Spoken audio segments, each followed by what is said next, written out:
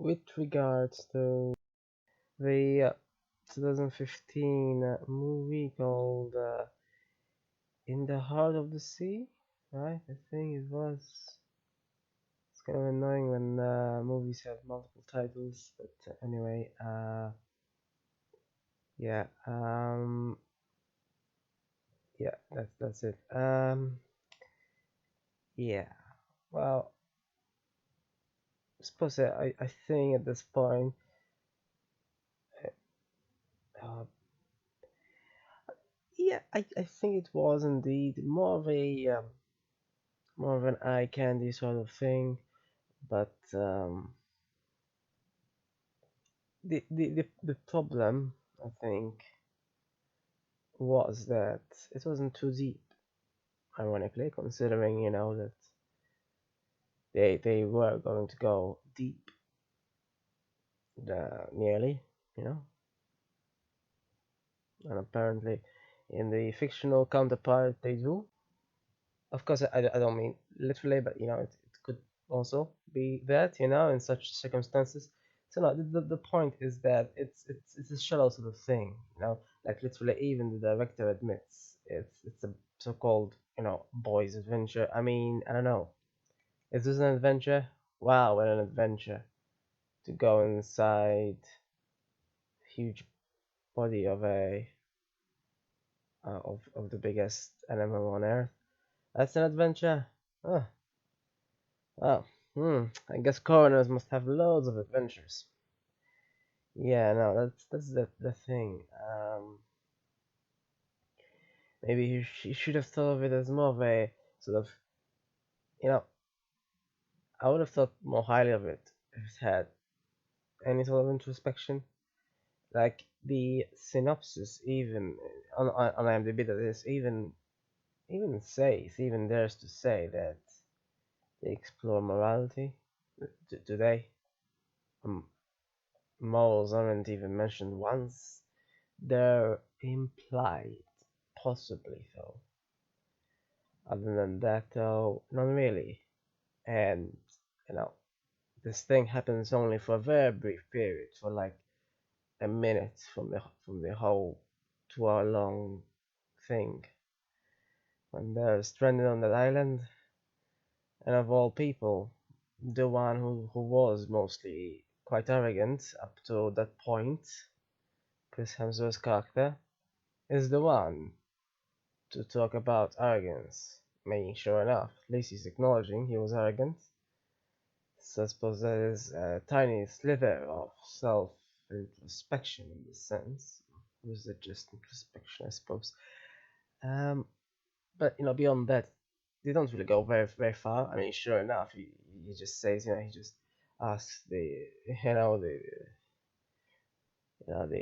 character, that was supposed to be a captain, you ask him whether he really feels like king, like earthly kings. He said, yeah, that's quite something to say when you're stranded on an island and you're about to just dissolve into nothing due to no supplies and no external support or help or anything. Yeah, that's quite something to say, that you somehow feel like you're some.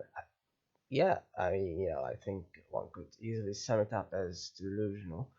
Um, and funnily enough, Crimson Hemsworth's character, turns out to really, it's only like a slither, just a slither of something that sort of acts as a counterweight to everything he does before, mostly.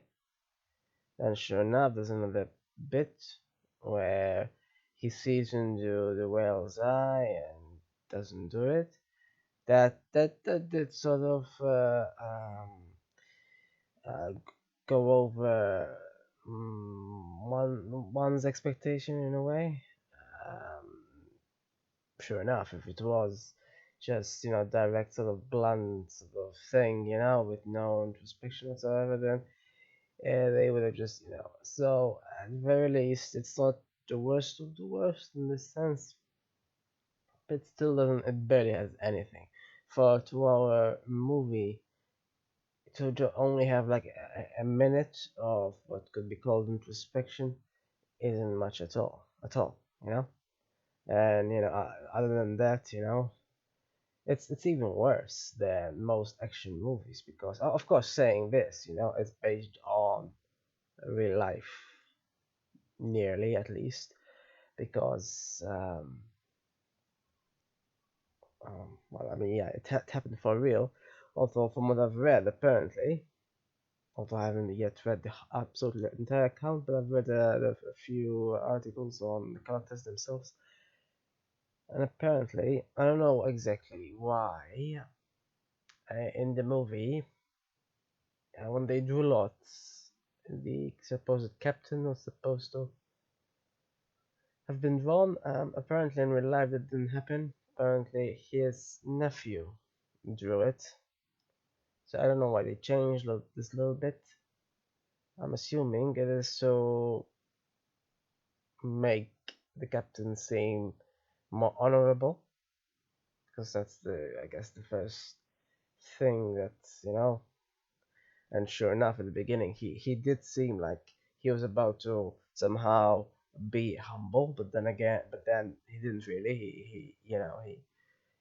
He wanted to do some things despite being inexperienced and such, and then he insisted on going to the storm.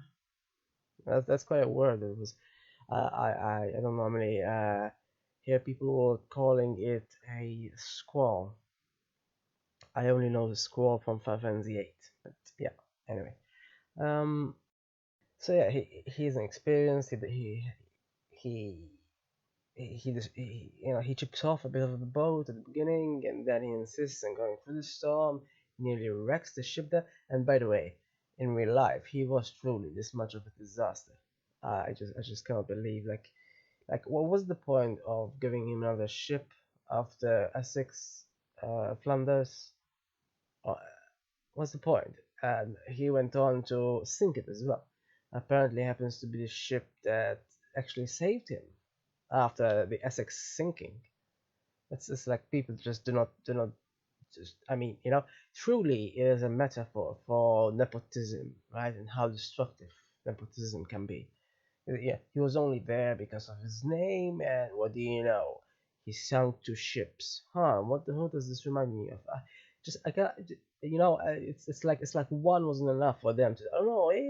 Maybe his name will save him. Yeah, names do not save anyone in the middle of a storm or indeed a whale. Now, this is the thing, though. With um, this is the thing. Um, I'm unable to sympathize with them. Right? When you have a protagonist, usually in a movie, one tries to sympathize with them, right?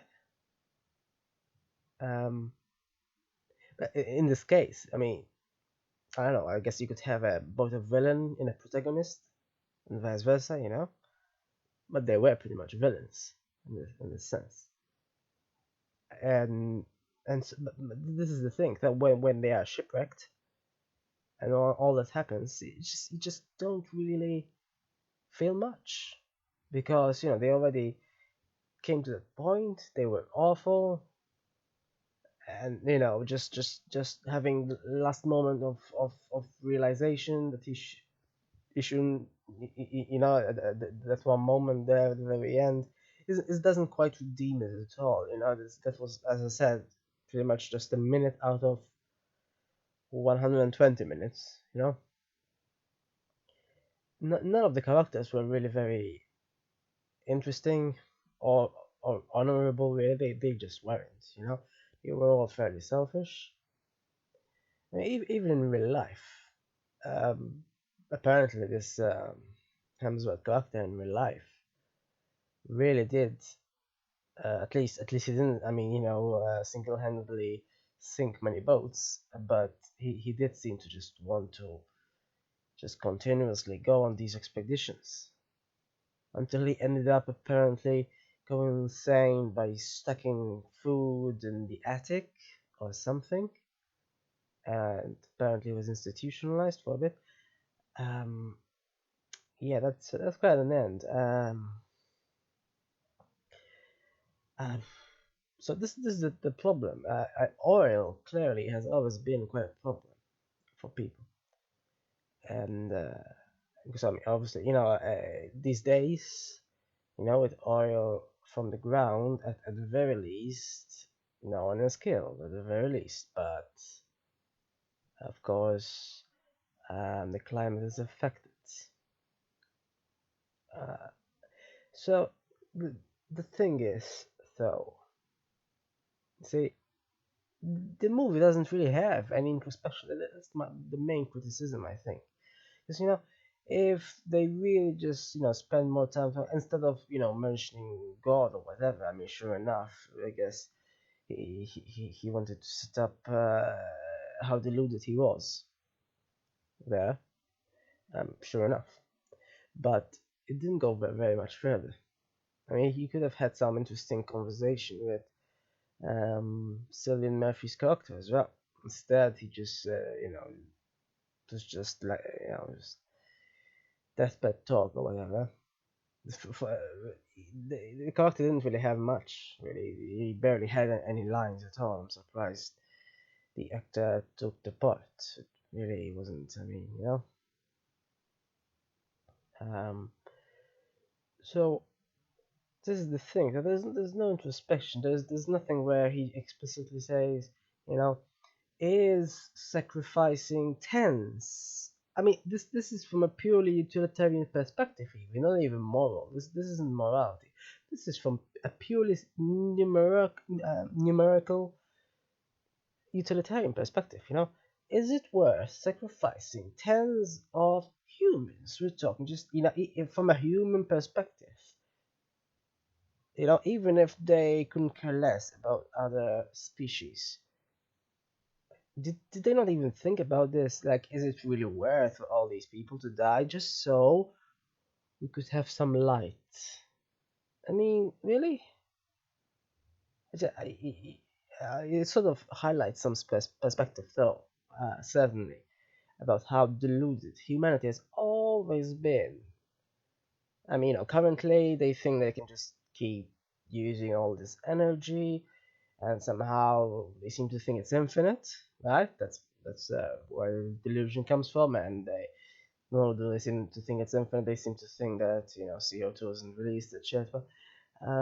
But even back then, I mean, it is absolutely a brutal act, just for a bit of light to um to just kill, but kill not only other creatures but themselves as well, right? I mean, it's clearly a dangerous thing, and somehow they seem to think, and apparently,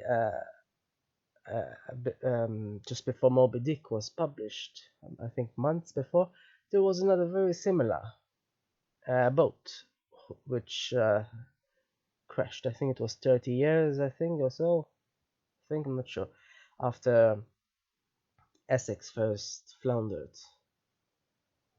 Um, I'm also not entirely sure why Essex was named that. Because I don't know any Essex in the US. But anyway.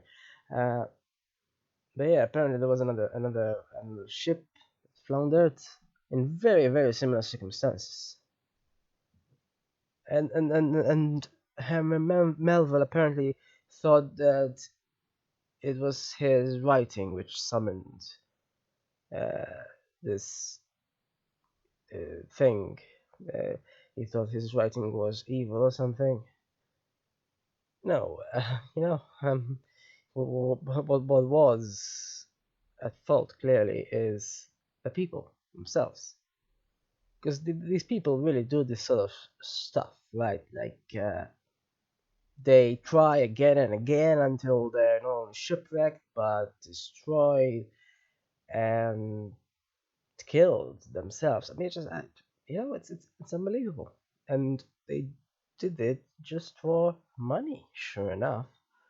Yeah, sure enough. I mean, what they did want to get in the end was the light. but what they themselves personally wanted to get is the money that in turn, is bought to get light of all things. And this is just for lamps, right? Not even, so it's not like they had, computers or anything to light up. So is a lamp really so worthy that one should be willing to sacrifice one's life? I mean, sure enough. I mean, then there's the other thing, where presumably they don't think they'll sacrifice their life. And statistically, maybe they didn't. Maybe it only happened very rarely. But you're in the middle of nowhere, in the ocean. Apparently, they were like 1,000 miles above somewhere in South America, but they couldn't even go directly to this place that they wanted to go to. And apparently, they needed some roundabout way to travel through the easterly winds, 1,000 miles south or something as such, and then another 3,000 miles or such to travel with westerlies, apparently. I mean, these are humongous. Uh, it's a huge amount of time spent to do this. So regardless of all the risks, is the money really that worth it? And was there really so much money in it? It's honestly unbelievable. Apparently, this guy here, Owen Chase, for 2 times he went back to Nancy Chase and found that he had another child, that he didn't even know was born. Of course, back then they didn't have mobile phones or anything, obviously. So you can just, hey, message you, hey, oh yeah, we got a child, no, okay, yeah, no, I mean, I guess, they could write letters, but don't suppose it's very easy to write letters for a ship, so no, I don't suppose it was at all possible to communicate. Um, and what's bizarre though is that apparently later on he married after Nancy died, and then he went on another voyage, and somehow he's surprised that this other person finds someone else and stays with someone else instead. I mean, what does he expect? He goes to another voyage that lasts years, so literally he's going to be away from here longer than they had known each other, which was only a few months. I mean, what does he expect? This constant theme of going away and coming back to find his children. Wow, wow, that's not quite ideal fatherhood, I think. Yeah, and apparently he just